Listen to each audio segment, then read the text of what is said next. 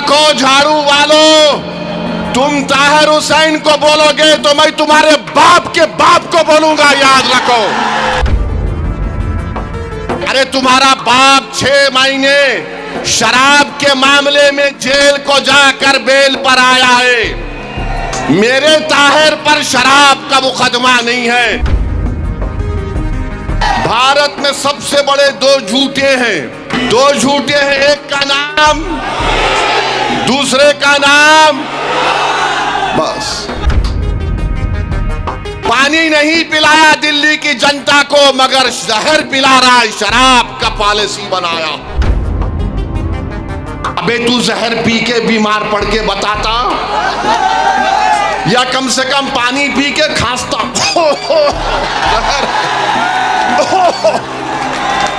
वो भी नहीं। अरे ड्रामे में और झूठे में तुझमें और मोदी में कंपटीशन होगा तो कौन जीतेगा, नहीं मालूम। बिस्मिल्लाहिर्रहमानिर्रहीम, अस्सलाम वालेकुम व रहमतुल्लाहि व बरकातुहू। मोअज़्ज़िज़ हाज़रीन इकराम, बुज़ुर्गान क़ौम और मिल्लत, मेरी इज़्ज़तदार माँ और बहनों, गयूर नौजवान साथियों, मंच पर बैठी हुई मेरी बहन नूरीन फ़ातिमा, दिल्ली के मजलिस इत्तेहादुल मुस्लिमीन के सदर शोएब जामाई साहब, पार्टी के नेशनल स्पोक्सपर्सन आसिम वक़ार साहब, महताब चौहान साहब जो हमारे वेस्टर्न यूपी MIM के इंचार्ज हैं, मुदस्सिर साहब, सैयद मुदस्सिर रिजवी साहब, करीमी साहब, महमूद साहब, आरिफ सैफी साहब, रफ़त साहब, सना नबी साहिबा, सबीना बेगम साहिबा, मेरे अजीज़ दोस्तों और बुज़ुर्गों, मैं आप तमाम का शुक्रगुज़ार हूँ कि आपने अपना कीमती वक्त निकाल कर आज यहाँ पर शिफाउर रहमान साहब के इंतखाबी जलसे में आपने शिरकत की और इतनी बड़ी तादाद में हमारी माँ और बहनों का, आप तमाम का, बुज़ुर्गों का जमा होना नौजवानों के साथ यकीनन इस बात का पैगाम देता है कि इंशाअल्लाह ताला ओखला में अब की बार जालिम कामयाब नहीं होगा, मजलूम कामयाब होगा इंशाअल्लाह। अब की बार ओखला में फिरौन का साथी कामयाब नहीं होगा, बल्कि मूसा का साथी कामयाब होगा। अब की बार ओखला से यजीद का परचम नहीं लहराया जाएगा, हुसैनी परचम लहराया जाएगा। अब की बार ओखला से झूठों को कामयाब होने नहीं देंगे, सच्चाई को कामयाब करेंगे। मेरे अजीज दोस्तों और बुजुर्गों, मैंने पहले भी कहा था और आज भी कह रहा हूं, मैं ये बात समझने से कासिर हूं कि दिल्ली प्रदेश का मुख्यमंत्री जेल को जाता है, उस पर भी तकरीबन उतने ही सीरियस IPC के चार्जेस लगते हैं, PMLA भी लगता है। मगर आखिर क्या वजह है कि सिसोदिया पर भी शराब का इल्ज़ाम, केजरीवाल पर भी शराब का इल्ज़ाम, जैन पर इल्ज़ाम, खुद ओखला के आम आदमी पार्टी के मौजूदा MLA जो अनकरीब रिटायर होने जा रहे हैं इंशाअल्लाह, उनको भी जेल में डाला गया। ये 4 जेल को जाते हैं और ऐसा जाकर निकलते हैं कि जैसा कोई अपने ससुराल में जाकर मुंह दिखाई करके आ गया। 6 महीने मुख्यमंत्री केजरीवाल जेल में रहे, 6 महीने के बाद उनको बेल मिल गई। सिसोदिया 12-15 महीने रहे, बेल मिल गई। जैन काफ़ी लंबा अरसा रहे, जेल मिल गई। यहाँ के मौसूफ जेल को गए, वापिस आए, फिर गए, फिर वापिस आए। आखिर इनके पास ऐसी कौन सी जादू की छड़ी है जो शिफा के पास नहीं है? आखिर ये क्या वजह है कि इनको इंसाफ मिल जाता है, इनके घर वाले इनसे महरूम नहीं होते, इनके चाहने वाले इनसे महरूम नहीं होते? अगर आज हमारी बहन शिफा की तड़प में आपके दरमियान में आकर कह रही है, तो हमारी बहन को भी वही हक हासिल है जो केजरीवाल की बीवी को भी हासिल है। याद रखो, अगर केजरीवाल की बीवी को तकलीफ हुई और केजरीवाल वापस आ गया, तो नौरीन का हस्बैंड वापस क्यों नहीं आया 5 साल में? अगर सिसोदिया के घर वाले परेशान हैं, तो क्या सिसोदिया, केजरीवाल और यहाँ के घर वालों की परेशानी शिफा और ताहिर हुसैन की तकलीफ से ज्यादा हो सकती है? क्या दोनों इंसान नहीं हैं? ये बात आपको गौर करना पड़ेगा। इंसाफ सबसे होना चाहिए। यहाँ मुकदमा चलता नहीं है, वहाँ मुकदमे की हियरिंग हो जाती है। यहाँ पर टाइम पे टाइम लिया जाता है, वहाँ पर बेल पे बेल दी जाती है। तो मेरे अजीज दोस्तों, मेरी इज्जतदार माँ और बहनों, ये बात आपको समझना बहुत जरूरी है। दूसरी बात यह है कि मजलिस पर इल्जाम कि मजलिस ने क्यों दिया शिफा को। अरे याद रखो, अगर चुनाव फिर होगा, फिर शिफा को देंगे, या जो जेल में बैठा है वो मजलूम है तो उसको टिकट देंगे। ये मजलिस की पॉलिसी है। हम चाहते ही हैं कि जो जिसको दबाया जा रहा है, जिसको तुम एंटी नेशनल कहते हो, हम उसको नेशनलिस्ट कहेंगे। जिसको तुम कम्युनल कहते, उसको हम सेकुलर कहेंगे। तुम्हारा एजेंडा हम कबूल करने को तैयार नहीं है। ना केजरीवाल का कबूल करेंगे, ना मोदी का एजेंडा कबूल करेंगे। हम अपना एजेंडा तय करके जनता में आए हैं और जनता से कह रहे हैं कि अब की बार ओखला से शिफा को आपको कामयाब करना है। इसलिए कामयाब करना है कि एक पैगाम देना है उन वक्त के फिरौनों को कि तुमने जुल्म किया, तुमने ऐसे कई नौजवान बच्चे और बच्चियों को जेल में डालकर उनकी जिंदगियों को बर्बाद कर दिया। वो मासूम बच्चे ताहिर हुसैन आज वापस आए। जब ताहिर हुसैन जेल को गए थे, उनका बेटा मुझसे कह रहा था कि सद साहब, मेरी उम्र 15 साल की थी, मैं 5 साल में एक मर्तबा भी अपने अब्बू का हाथ पकड़कर महसूस नहीं किया। आज 5 साल के बाद मेरे अब्बू सुप्रीम कोर्ट के ऑर्डर पर आए हैं। तो मैंने पूछा, क्या किया तुमने पहली मर्तबा? तो कहा कि मैंने अपने अब्बू का हाथ पकड़कर उसको महसूस किया कि मेरे अब्बू हैं। ये हाल करके रख दिया गया है। और तुम बोलते कि मजलिस फिरका परस्ती करती है। अरे केजरीवाल, तुम्हारी जबान पर शिफा का नाम क्यों नहीं आता? तुम्हारी जबान पर ताहिर हुसैन का नाम क्यों नहीं आता? तुम्हारी जबान पर सैफी का नाम क्यों नहीं आता? अरे क्या जुल्म किया था इन्होंने? तुम्हारी तरह शराब का कारोबार या पॉलिसी का ऐलान तो नहीं किया था इन्होंने। एक जालिम हुकूमत के काले कानून के खिलाफ एहतजाज हुआ था। वो एहतजाज भारत की तारीख का एक तारीखी सुनहरा एहतजाज था। जिस एहतजाज को हमारी माँ और बहनों ने शुरू किया, उस एहतजाज ने सारे भारत के नौजवानों को, हमको एक हौसला दिया और सारे भारत में शुरू हो गया शाहीन बाग हम भी बनाएंगे, शाहीन बाग हम भी बनाएंगे। मैं सलाम करता हूं आपको। जब आपने अपनी ताकत और बलबूते के ऊपर बगैर किसी सियासी पार्टी की ताईद लिए तुमने सारे मुल्क को एक पैगाम दिया कि किस तरह जमहूरियत में एहतजाज होता है, आपने कामयाब एहतजाज चलाया।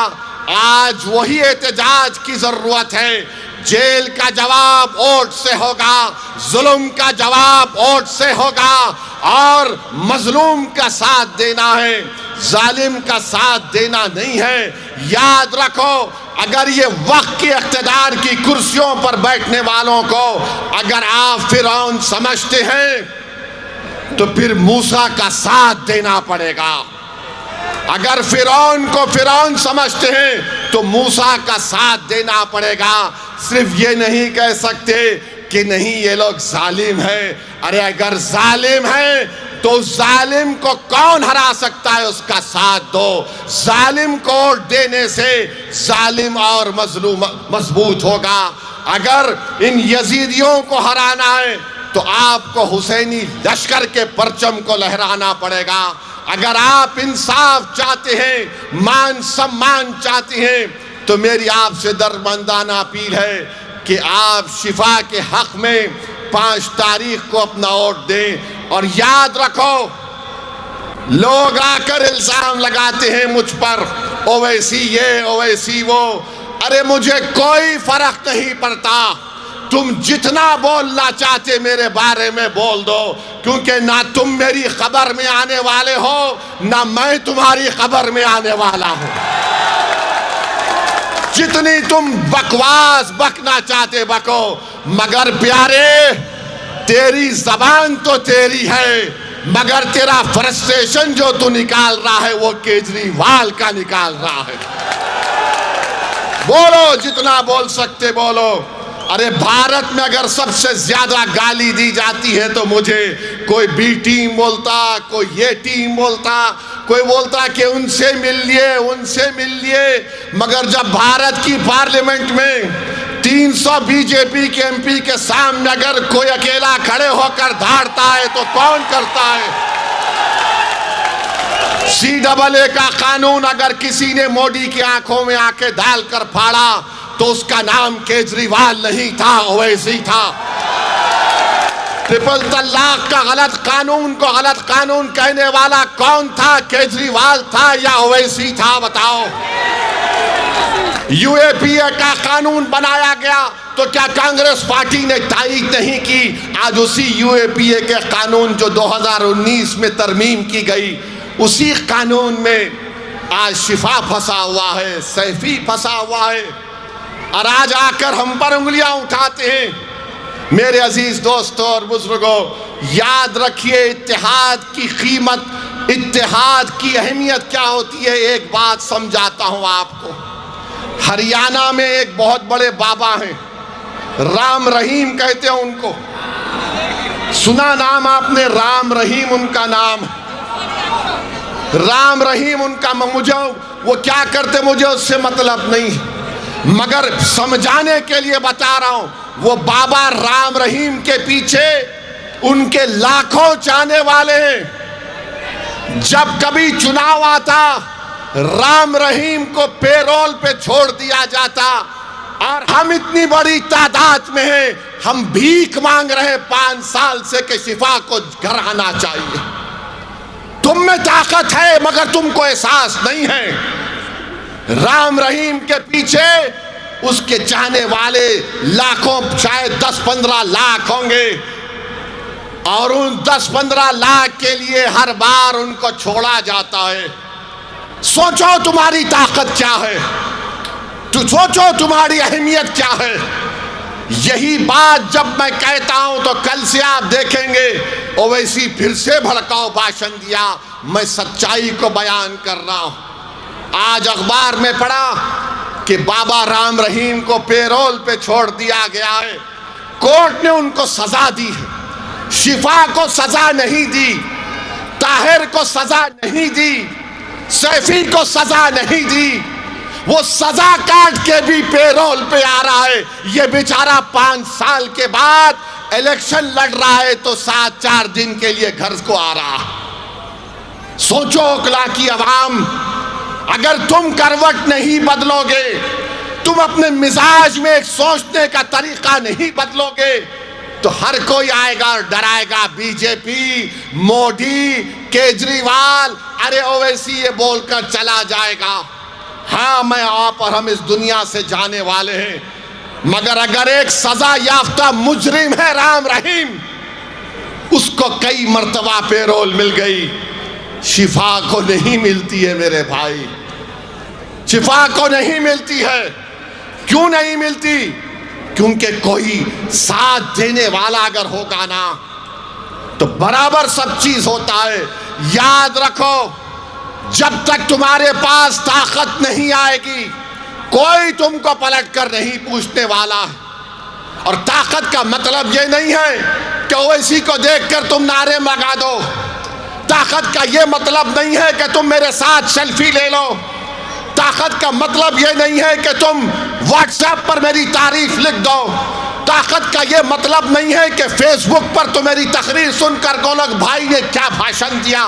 ताकत का ये मतलब है कि तुम मुत्तहिदा अपने वोट का इस्तेमाल करो और शिफा को एमएलए बनाओ। ये ताकत है, ये ताकत है। इस ताकत को पहचानो। सिर्फ जाकर कोई नेता मिला, आपके साथ फोटो, बोला वाह वाह आपके साथ फोटो, ये ताकत नहीं है, ये गुलामी है। और आप देखेंगे अब चुनाव हो रहा है तो केजरीवाल ओखला की आवाम से कह रहा है वोट कट जाएंगे तो ऐसा हो जाएगा। मेरी एक सवाल का जवाब दो ओखला की जनता, हम वोटर हैं या हम शहरी हैं? हम वोटर हैं या सिटीजन हैं? हमको बताओ आप। अगर हम वोटर हैं तो फिर आप हमेशा इस्तेसाल आपका होगा। अगर आप सिटीजन हैं तो आपके राइट्स हैं, आपके हुकूक हैं। तो ये केजरीवाल और मोदी क्या कर दिए? ये सिर्फ वोटर हैं, ये सिटीजन नहीं है राइट्स के साथ। इनको डराओ, इनको वोट हासिल करो। असदुद्दीन ओवैसी यही कह रहा है कि तुम पहले सिटीजन विद राइट्स हो, उसके बाद वोटर हो। तुम कहां है तुम्हारा राइट? आज आकर यहां पर क्या कह रहे हैं केजरीवाल के लोग? बीजेपी जीत जाएगी, बीजेपी जीत जाएगी। तो ये इस ओखला में पानी आता है बराबर? क्या ओखला में सुबह में आपको एक आवाज नहीं आती कि पानी ले लो 25 रुपये, पानी ले लो 30 रुपये? ये सिटीजन विद राइट्स का मामला है। मैं चला हूं ओखला में पैदल कई मर्तबा, हर जगह गंदगी है, सफाई नहीं होती। अरे केजरीवाल चला मेरे साथ, कला मेरे साथ चल, मैं तुझे दिखाता हूं ओखला में तुमने क्या किया। डिस्पेंसरी बनाई, अस्पताल बनाया, सफाई बनाई। चलो केजरीवाल ओखला में दिखाता हूं। पूरे दिल्ली का एक माउंट एवरेस्ट है कचरे का जो यहां पर लाकर फेंका जाता। आज से 27 साल पहले हैदराबाद में हमारे कॉन्स्टिट्यूंसी में कचरा लाकर डालते थे चंद्रा बाबू नायडू। हमने कई मर्तबा कहा बंद करो, बंद करो। एक दिन जाकर एहतजाज हुआ, बहुत खतरनाक एहतजाज हुआ, हम पर मुकदमा भी हुआ। कचरा डालना बंद हुआ और कचरा ऐसा बंद हुआ कि वहां पर एक गोल्फ क्लब खोल दिया गया। मेरे भाई, जब तक ताकत नहीं होगी आप सिर्फ नारे लगा लो। एक शायर को बुला के कलाम पढ़ा लो, वाह वाह जिंदाबाद, मगर ताकत क्या है तुम्हारे पास? सिटीजन विद राइट्स हमको हासिल करना है, वो मुझसे महरूम हो जा रहे। और यहां के विधायक 10 साल से हैं, 10 साल से क्या किया आपने काम बताओ? मैंने ये किया। अरे तुमने क्या किया? देखो तुमने बर्बाद कर दिया ओखला को। तुम मामूली पीने का पानी नहीं इंतजाम कर सके तो केजरीवाल बोलता है भाई यमुना से जहर आ रहा है। अरे केजरीवाल तू वो पानी पी के बीमार पड़ा क्या? ओखला में पानी इसलिए नहीं आया क्योंकि उसमें जहर है। क्या बात है, कितना बड़ा झूठा है ये। भारत में अगर झूठों का कंपटीशन होगा तो लिख कर दूंगा 2 लोग जरूर फाइनल में आएंगे, एक मोदी जी और एक मफलर छोटा रिचार्ज। दोनों में रुक जाइए, बैठ जाइए। दोनों में जबरदस्त कंपटीशन होगा। मेरे अजीज दोस्तों और बुजुर्गों, एक और मिसाल आपको देता हूं। 2021 में एक बच्चे को कत्ल कर दिया गया था, मैंने उसकी मजम्मत की। ये आम आदमी पार्टी के लोग बोले क्या हम नारा नहीं लगा सकते? फिर दिल्ली का फसाद हुआ, ये केजरीवाल बोला मेरे पास लॉ एंड ऑर्डर नहीं है। जो 5 तारीख को डालने जा रहे, याद रखो तबलीगी जमात पर लिखकर कंप्लेन देने वाला केजरीवाल है। तबलीगी जमात पर लिखकर FIR दर्ज कराने वाले का नाम केजरीवाल है।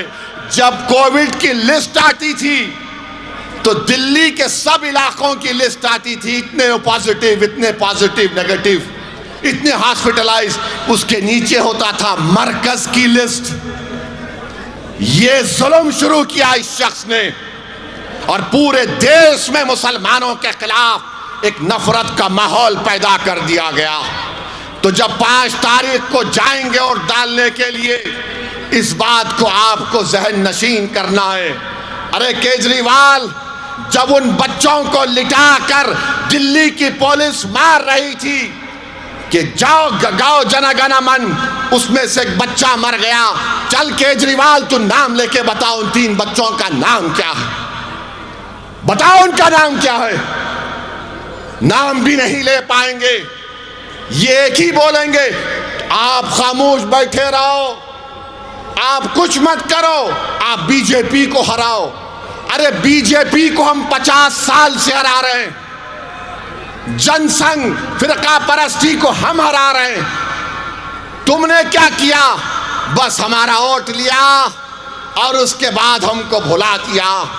मेरी आपसे अपील है कि 5 तारीख के दिन मुत्तहदा अपने वोट का इस्तेमाल करिए।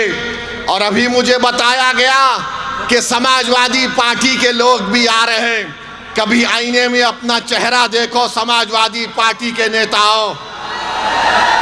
तुम्हारा अखिलेश, तुम्हारा भैया, जो तुम उसकी गुलामी कर रहे हो, तुम्हारा मुकद्दर सिर्फ दरी बिछाना है, दरी बिछाना है भैया के लिए। ओवैसी कह रहा है कि अब किसी के लिए दरी नहीं बिछाएंगे, बिछाएंगे तो अपने लिए और शिफा के लिए। ये वो अखिलेश है। जब मुख्यमंत्री था तो मुजफ्फरनगर का कांड हुआ था। आजादी के बाद 50,000 लोग बेघर हो गए, 40 से ज्यादा महिलाओं की अस्मत रेजी की गई थी। कहां गया था तुम्हारा सेकुलरिज्म? आजम खां को सजा हो गई, अखिलेश पे एक मुकदमा नहीं होता है, एक मुकदमा अखिलेश पे नहीं होता है। इतने बड़े काम अखिलेश ने किए, मगर मोदी जी उसको ही चाय पिला रहे, आजम को जहर दे दिया गया। बोलो समाजवादी पार्टी के लोगों, याद रखो अकला की जनता, ये लड़ाई आपकी सियासी आवाज की है, ये मेरी लड़ाई नहीं है। मैं मर मिटने को तैयार हूं, मगर आपकी लड़ाई है।